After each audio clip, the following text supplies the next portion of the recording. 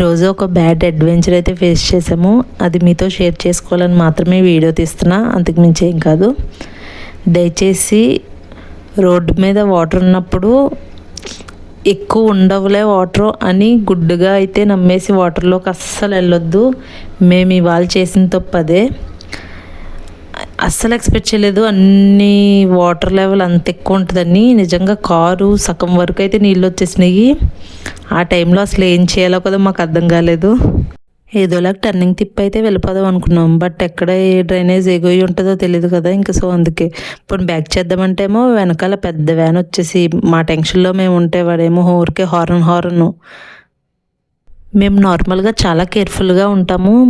But ఎందుకు face చేసామంటే మేము లాస్ట్ వీక్ ఆ రోడ్లోంచి అయితే వెళ్ళాము. అప్పుడు సేమ్ ఇలా వాటర్ ఉన్నాయి. బట్ డెఫినెట్గా మేము ఆ రోడ్లోంచి డెఫినెట్గా వెళ్ళాలి, ఎందుకంటే హాస్పిటల్ అక్కడే కరెక్ట్గా మిడిల్లో ఉంటుంది ఆ రోడ్కి. సో అందుకు వెళ్ళాము. అప్పుడైతే అన్ని వాటర్ లేవన్నమాట.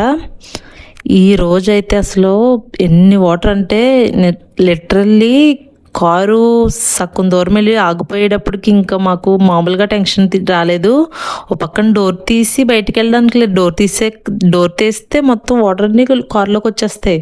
నిజంగా ఈ సిచ్యువేషన్ చాలా భయపడుతూ అయితే ఫేస్ చేసాం. ఫైనల్గా మేమైతే సేఫ్గానే బయటికి చేరుకున్నాం.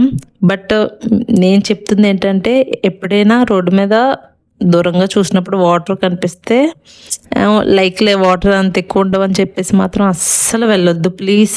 ఇది నా రిక్వెస్ట్ అనుకున్నా పర్లేదు. మనం చెప్పలేము ఆ వాటర్ లెవెల్ ఎంత ఉన్నాయి అనేది.